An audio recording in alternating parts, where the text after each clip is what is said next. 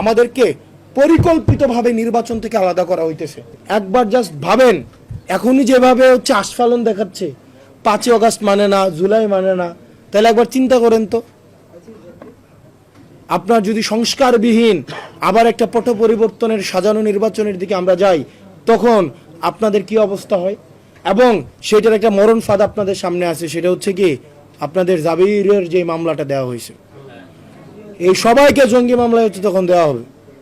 সেজন্য এটার বিষয়ে আমরাও কথা বলবো এবং আপনাদেরকেও কথা বলতে হবে। আমাদের একসাথে ঐক্যবদ্ধভাবে এই সংস্কার এবং বিচার নিশ্চিত করার মধ্য দিয়ে, অনেকে বলে আমরা নাকি নির্বাচন চাই না, আমরা অবশ্যই নির্বাচন চাই এবং নির্বাচন হইতেই হবে। বরং আমরা দেখতে পাচ্ছি নির্বাচন ঠেকানোর জন্য আরও অন্যান্য রাজনৈতিক দল এখন ঐক্যবদ্ধ হচ্ছে। তারা নির্বাচন ঠেকাই দিতে চায় কিভাবে? তারা সংস্কার ঠেকাই দিতে চায়, তারা বিচার ঠেকাই দিতে চায়। বিচার এবং সংস্কার ঠেকানোর মধ্য দিয়ে, জুলাই ঘোষণাপত্র ঠেকানোর মধ্য দিয়ে তারা হচ্ছে নির্বাচন পিছিয়ে দেওয়ার চেষ্টা করতেছে। এখন আমাদের এটাকে একটা প্যাকেজ আকারে দেখতে হবে, এটাকে আলাদা দেখা যাবে না। বিচার, সংস্কার, জুলাই ঘোষণাপত্র এবং নির্বাচনের একটা প্যাকেজ একসাথে দিতে হবে, একসাথে দিতে হবে। আপনার ওই যে নির্বাচন চাই সংস্কার লাগবে না, সংস্কার চাই নির্বাচন লাগবে না, এটা হইতে দেওয়া যাবে না। আমাদের সবগুলাই লাগবে, আমাদের সবগুলাই লাগবে। আমরা এই অভ্যুত্থানের এই সরকারের ইউনূসের কিছু অ্যাসাইনমেন্ট আছে, ডক্টর মোহাম্মদ ইউনূসের কিছু অ্যাসাইনমেন্ট আছে। ডক্টর মোহাম্মদ ইউনূসের শুধুমাত্র অ্যাসাইনমেন্ট না নির্বাচন দেওয়া, অনেকগুলো অ্যাসাইনমেন্টের একটা কাজ হচ্ছে কি নির্বাচন দেওয়া, অনেকগুলো কাজ, এর মধ্যে একটা নির্বাচন দেওয়া। সে যদি শুধুমাত্র নির্বাচনের দিকে তাকায়, তাহলে ডক্টর মোহাম্মদ ইউনূসের যত আছে আপনার এই যে অর্জন আছে, এই অর্জনগুলো মলিন হয়ে যাবে। উনি আবার ইতিহাসের কাঠগড়ায় ওনাকে দাঁড়াইতে হবে। সুতরাং আমরা অন্তর্বর্তীকালীন সরকারকে বলতে চাই, আমাদের প্যাকেজ আকারে সবগুলা দিতে হবে, প্যাকেজ। এটা আমরা আমাদেরকে পরিকল্পিতভাবে নির্বাচন থেকে আলাদা করা হইতেছে, পরিকল্পিতভাবে ট্যাগ দেওয়া হইতেছে না আমরা নির্বাচন বিরোধী। আমরা কিন্তু নির্বাচন বিরোধী না, আমাদের সবগুলাই লাগবে। কেউ বলতেছে আমার এটা চাই ওইটা চাই না, ওইটা চাই সেটা চাই না, আমার সবগুলা চাই। আমি সংস্কার চাই, আমি বিচার চাই, আমি জুলাই ঘোষণাপত্র চাই, আমি নির্বাচন চাই। তারা দেখা যায় আপনি যদি খেলেন, আপনাকে মাঠে এসে খেলতে হবে।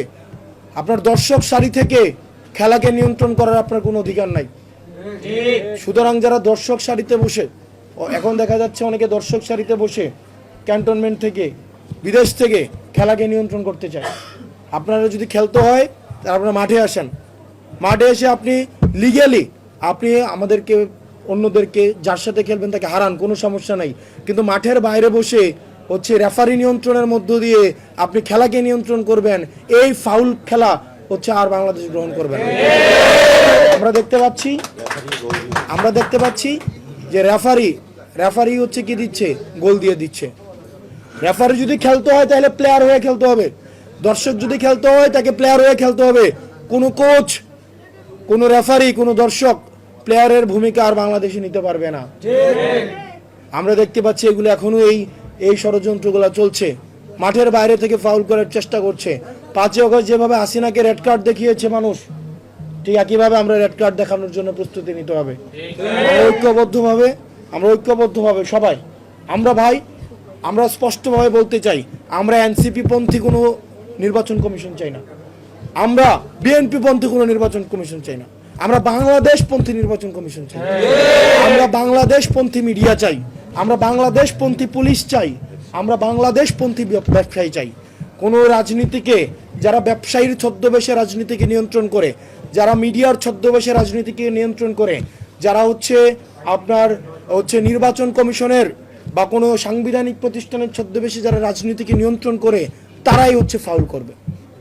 এই ফাউলের পরিণাম আমাদের সামনে রয়েছে হাসিনা, আমাদের সামনে রয়েছে হুদা, আমাদের সামনে রয়েছে সালমান এফ রহমান, আমাদের সামনে রয়েছে আপনার লুৎফুর, আমাদের সামনে রয়েছে ওই যে 71 টিভির বাবু, আমাদের সামনে কিন্তু রয়েছে, আমাদের সামনে রয়েছে ফারজানা রূপা। যে এই ফাউল করলে কি ধরনের পরিণত হয়। আপনি 1 দিন ছাড়া পাবেন, 2 দিন ছাড়া পাবেন, 3 দিন ছাড়া পাবেন, কিন্তু আপনাকে কোনো না কোনো সময় কালের গর্ভে আপনাকে হারাতেই হবে। কারণ যেই মুহূর্তে আপনি একটা বেইনসাফি করবেন, ঠিক ওই মুহূর্তেই আল্লাহর পক্ষ থেকে আপনার জন্য একটা বেইনসাফি লেখা হয়ে যায়।